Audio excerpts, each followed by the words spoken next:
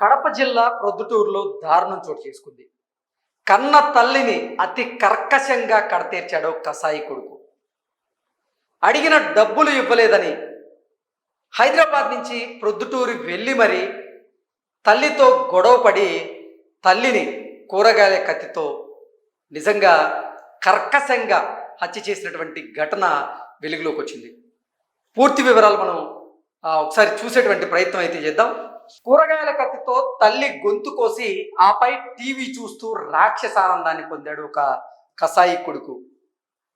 వైఎస్ఆర్ కడప జిల్లా ప్రొద్దుటూరులో దారుణం చోటు చేసుకుంది. కన్న తల్లినే కుమారుడు గొంతు కోసి దారుణంగా హత్య చేశాడు. తల్లి ప్రాణం తీసిన అనంతరం ఎలాంటి బాధ బెరుకు లేకుండా ఇంట్లోనే కూర్చొని టీవీ చూస్తూ రాక్షసానందం పొందాడు ఆ కసాయి. ప్రొద్దుటూరులోని శ్రీరామ్ నగర్లో జరిగినటువంటి ఈ ఘటన కలకలం సృష్టిస్తూ ఉంది. పోలీసులు తెలిపినటువంటి వివరాల ప్రకారంగా ఉప్పలూరి లక్ష్మీదేవి విజయభాస్కర్ రెడ్డి దంపతులు శ్రీరామ్ నగర్లో నివాసం ఉంటూ ఉన్నారు. వారికి యశ్వంత్ కుమార్ రెడ్డి అనేటువంటి కుమారుడు ఉన్నారు. లక్ష్మీదేవి ఈశ్వర్ నగర్లో ప్రభుత్వ పాఠశాలలో ఉపాధ్యాయురాలుగా పనిచేస్తూ ఉన్నారు. యశ్వంత్ 3 ఏళ్ల క్రితం చెన్నైలో బీటెక్ పూర్తి చేసుకుని అనంతరం ఉద్యోగాన్వేషణ కోసం హైదరాబాద్ వచ్చాడు. ఖర్చుల కోసం తల్లి ప్రతి నెల అతనికి డబ్బులు పంపించేది. ఇటీవల తల్లికి ఫోన్ చేసి యశ్వంత్ 3,000 అడిగితే తల్లి పంపించడం జరిగింది.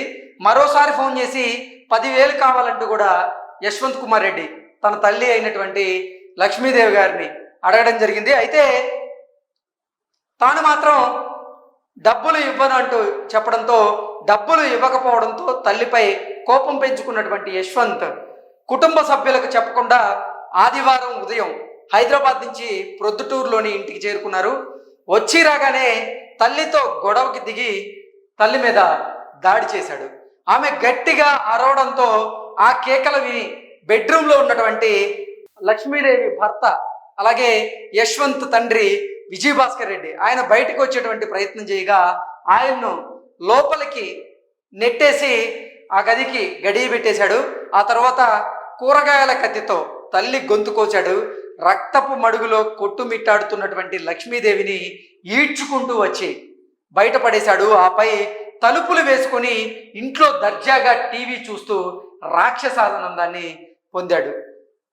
సమాచారం అందుకున్నటువంటి పోలీసులు ఘటనా స్థలానికి చేరుకొని నిజంగా పరిశీలించారు. నిందితుడిని అదుపులోకి తీసుకొని విచారిస్తూ ఉన్నారు. పోస్ట్ మార్టం కోసం లక్ష్మీదేవి మృతదేహాన్ని అయితే ప్రభుత్వ ఆసుపత్రికి తరలించారు. సో ఈ ఫోటోలో కనపడుతున్న వ్యక్తే యశ్వంత్ కుమార్ రెడ్డి. ఈవిడ లక్ష్మీదేవి. ఈవిడ ప్రభుత్వ పాఠశాలలో ఉపాధ్యాయురాలుగా పనిచేస్తూ ఉన్నారు. అతను బీటెక్ కంప్లీట్ చేసి చెన్నైలో ఇప్పుడు ఉద్యోగాన్వేషణ కోసం హైదరాబాద్ సిటీకి వచ్చారు. హైదరాబాద్ సిటీలో అతను ఉద్యోగాల కోసం ప్రయత్నం చేస్తూ ఉన్నాడు. అయితే అతని ఖర్చుల కోసం తన తల్లిని ఎన్నో సందర్భాల్లో డబ్బులు అడుగుతూ వచ్చారు. రీసెంట్గా కూడా లక్ష్మీదేవి గారిని యశ్వంత్ 3,000 రూపాయలు నాకు కొట్టమని అడిగినటువంటి నేపథ్యంలో లక్ష్మీదేవి ఆ 3,000 రూపాయలని కూడా తనకి పంపించడం జరిగింది. ఆ తర్వాత మళ్ళీ 2 రోజులకే యశ్వంత్ 10,000 రూపాయలు అడగగా తల్లి ఇవ్వనని చెప్పడంతో తల్లి మీద కోపం పెంచుకున్నాడు, పగ పెంచుకున్నాడు. ఆ నేపథ్యంలోనే ఈరోజు తల్లిదండ్రులకు కూడా చెప్పకుండా ఇంటికి వెళ్ళాడు. ఇంటికి వెళ్ళగానే తల్లితో గొడవకి దిగాడు. ఆ తర్వాత తల్లి మీద దాడి చేసేటువంటి ప్రయత్నం చేశాడు.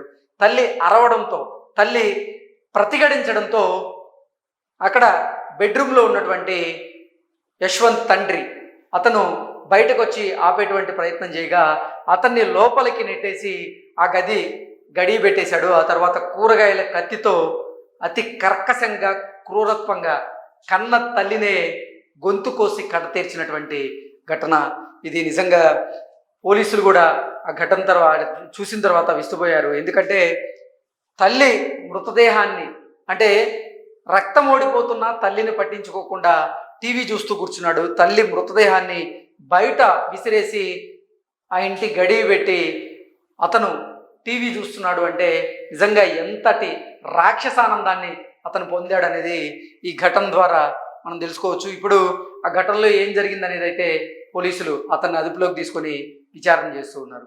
ఇటువంటి వారిని మాత్రం అసలు వదిలిపెట్టేటువంటి ప్రసక్తే లేదంటూ కూడా వదిలిపెట్టకూడదు అంటూ కూడా నెటిజన్లు అయితే పెద్ద ఎత్తున కమెంట్ చేస్తూ ఉన్నారు. Thank you so much.